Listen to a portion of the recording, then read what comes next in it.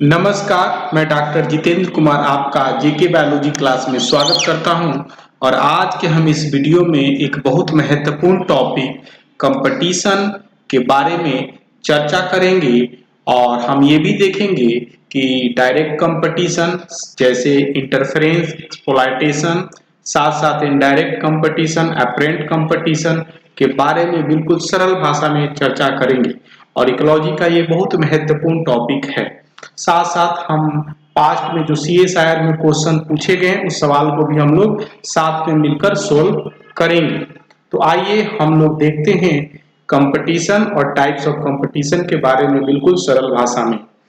तो जैसे ही अगर कंपटीशन की बात हम करते हैं तो एक बेसिक चीज है कि जितने भी ऑर्गेनिज्म हैं जो कोई इकोसिस्टम में रहते हैं वो एक दूसरे पर क्या करते हैं, इफेक्ट डालते हैं। और अगर इफेक्ट डालते हैं और साथ साथ अगर उनका जो रिसोर्सेस हैं, जो दो ऑर्गेनिज्म हैं वो लिमिटेड सप्लाई है, तो इस दोनों कंडीशन में अगर साथ रख दें तो कंपटीशन टेक प्लेस करेगा।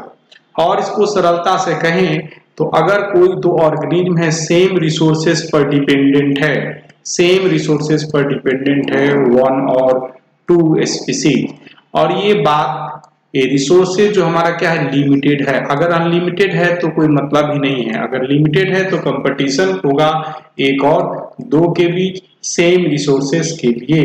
अगर अनलिमिटेड है तो कंपटीशन होने के चांसेस ऑलमोस्ट नेग्लिजिबल, क्योंकि आपके पास पर्याप्त मात्रा में फूड है तो कंपटीशन किस बात का। आगे जो हम देखते हैं कि दो टाइप्स के कंपटीशन इन जनरल होते हैं। सेम स्पीसीज, अगर कंपटीशन सेम स्पीसीज के बीच हो रहा है तो उसको हम लोग बोलते हैं इंट्रा स्पेसिफिक कंपटीशन। साथ साथ अगर डिफरेंट स्पीसीज के बीच रहा है तो उसको हम लोग बोलते हैं इंटर स्पेसिफिक कंपटीशन।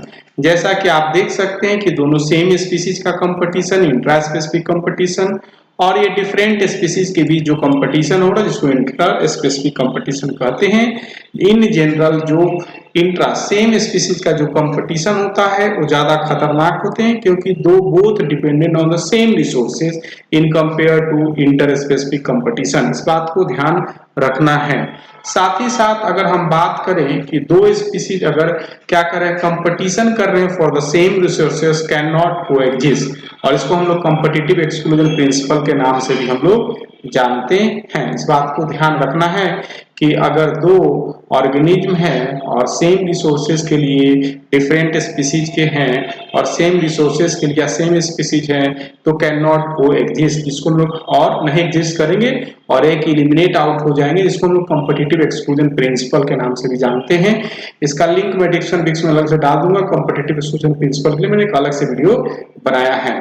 और आइए हम लोग अब देखने की कोशिश करते हैं कि जो डिफरेंट टाइप्स के जो कंपटीशन है डायरेक्ट कंपटीशन में, तो सबसे पहले हम लोग देखते हैं इंटरफेरेंस कंपटीशन, जिसको एक डायरेक्ट कंपटीशन के अंतर्गत आता है। ये क्या कहता है कि अगर कोई ऑर्गेनिज्म है, अगर organism compete directly for the resources, और जब दो ऑर्गेनिज्म है या तो सेम हो सकता है या अलग अलग हो सकता है, directly compete for the resources और दोनों के बीच काफी एग्रेसिव इंटरेक्शन होता है, तो इस तरह के इंटरेक्शन को क्या कहते हैं, इंटरफेरेंस कंपटीशन कहते हैं। इस स्थिति में होता क्या है कि एक स्पीसीज एक्टिवली इनहिबिट करता है सर्वाइवल और रिप्रोडक्शन ऑफ अदर स्पीसीज, है ना, एक दूसरे स्पीसीज को इनहिबिट करता है। साथ ही साथ इसके बहुत अच्छे एग्जांपल हम लोग देख सकते हैं। सम बर्ड, पक्षी जो अटैक और destroy the eggs in the nest of near their own presumably to reduce competition for the resources. कुछ बर्ड्स हैं जो क्या करते हैं, अटैक करते हैं, डिस्ट्रॉय करते हैं दूसरे के घोंसले के अंडे को, और प्रिज्यूमली ऐसा इसलिए करते हैं कि अगर वो संख्या बढ़ेगी तो कहीं ना कहीं कंपटीशन होगा।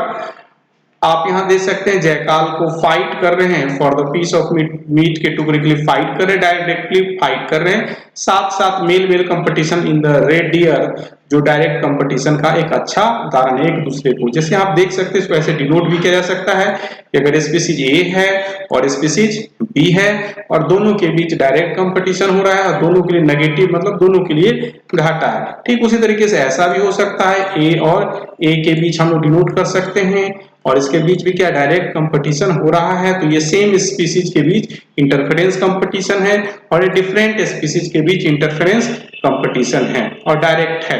आप देख सकते हैं C1 और C2 ये डिफरेंट स्पीसीज के बीच कंपटीशन है, इंटरफेरेंस में डायरेक्टली एक दूसरे को क्या करेंगे, इनहिबिट करेंगे सर्वाइवल और ग्रोथ के लिए।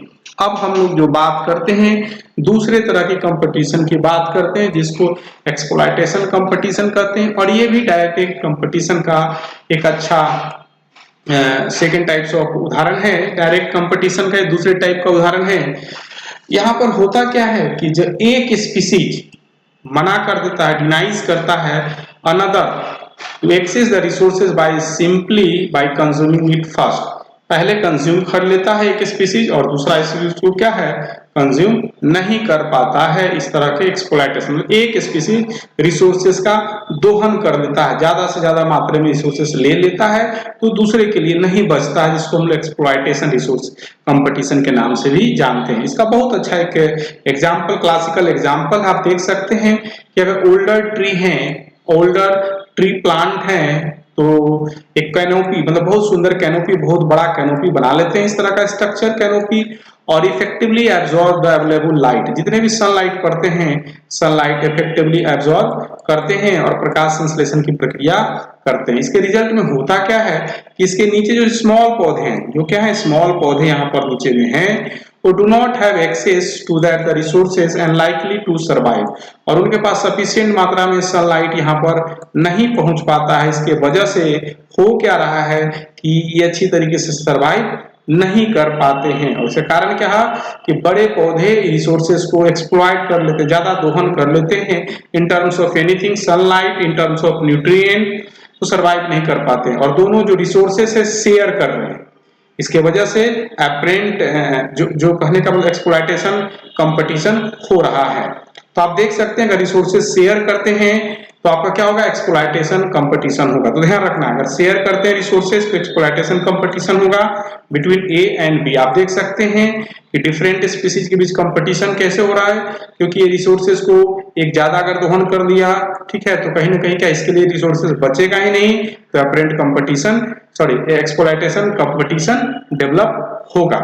और बायोलॉजिस्ट जो हैं, जो बायोलॉजिस्ट है टिपिकली रिकॉग्नाइज करते हैं two types of competition, interference and exploitative competition के बारे में काफी अच्छे तरीके से रिकॉग्नाइज करते हैं, एक्सप्लेन करते हैं। बट एक दूसरे तरह का भी कंपटीशन है जिसको हम लोग बोलते हैं एपरेंट कंपटीशन। और एपरेंट कंपटीशन को आइए हम लोग बहुत बिल्कुल सरल भाषा में समझते हैं, जिसको हम लोग इनडायरेक्ट कंपटीशन के नाम से भी जानते हैं, और इनडायरेक्ट कंपटीशन का एक अच्छा उदाहरण हो सकता है। अब देखते हैं क्या कि कैसे एपरेंट कंपटीशन होता है। मान लीजिए इट अकर्स कब होता है, व्हेन टू इंडिविजुअल, दो इंडिविजुअल है, do not have directly compete for the resources, directly एक दूसरे से रिसोर्सेज के लिए कम्पीट नहीं करते हैं, but it affect each other indirectly by being prey for the same predator, but indirectly affect करते हैं being prey for the same predator. अब इस बात को समझते हैं थोड़ा सरलता पूर्वक कि मान लीजिए कि आपका ये दो C1 और C2 क्या है, आपका दो स्पीसीज है, और ये क्या है वास्तव में प्रे है, इसको बोल सकते हैं प्रे 1 या प्रे 2, जैसा यहाँ पर मैंने दिखाया प्रे 1 और प्रे 2 है, और दोनों का जो प्रीडेटर्स है, जो क्या है P है, प्रीडेटर्स है। अब एक स्थिति की कल्पना कीजिए कि अगर हमारा इंक्रीज कर जाता है, स्पीसीज C1 जो है इंक्रीज कर जाता है, इसकी इंक्रीज C1 बढ़ जाता है, तो डिक्रीज द स्पीसीज C2, है ना, ये स्पीसीज C2 क्या कर जाता है, डिक्रीज कर जाता है।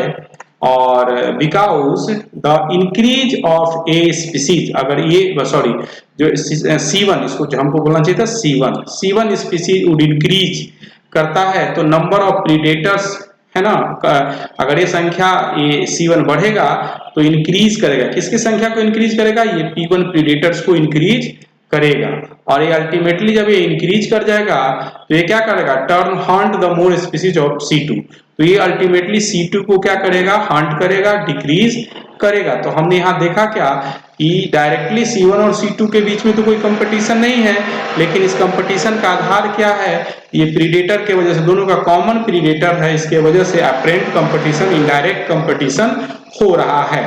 तो इस तरह के कंपटीशन को हम लोग सिंपली इनडायरेक्ट कंपटीशन के और अप्रेंट कंपटीशन के नाम से भी हम लोग जानते हैं। यहाँ पर आप देख सकते हैं ये और भी दो स्पीसीज है, दो अलग अलग क्या है स्पीसीज हैं, दो अलग अलग प्रे हैं और दोनों का जो प्रीडेटर्स है कॉमन है। तो आप देखते हैं कि दोनों के बीच जो इनडायरेक्ट कंपटीशन डेवलप हो रहा है अप्रेंट कंपटीशन के नाम से जाना जाता है।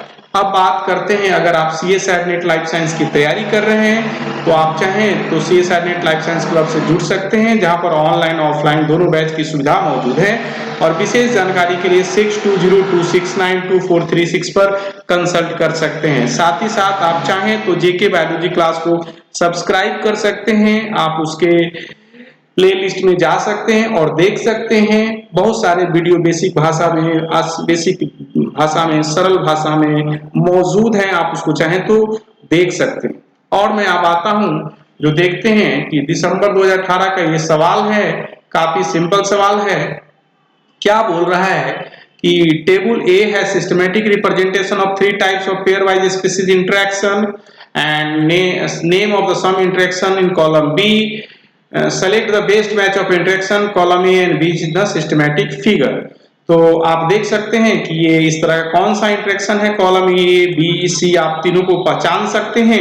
ये रिसोर्सेज शेयर कर रहा है तो आप बता सकते हैं कि क्या होगा, अपेरेंट होगा, इंटरफेरेंस होगा, डायरेक्ट एक्सप्लॉयटेशन है या ये डायरेक्ट है या इनडायरेक्ट, अपेरेंट कंपटीशन है या इनडायरेक्ट कंपटीशन है। अगर आपने वीडियो को अच्छी तरीके से देखा है तो आप कमेंट बॉक्स में लिख सकते हैं कि इसका आंसर क्या सही आंसर होगा, ये आंसर है या ये आंसर है या ये आंसर है, आप लिख सकते हैं। साथ साथ अगर आपको वीडियो पसंद है तो कमेंट बॉक्स में लिखें, ये हमें नए वीडियो बनाने के लिए इनकरेज करता है। एंड लास्ट में thank you for watching the video. बेटा अगर आपने वीडियो देखा है तो आप इसका आंसर जरूर लिखें, है ना, ये हमें नए वीडियो बनाने के लिए इनकरेज करता है। Thanks once again for watching the video.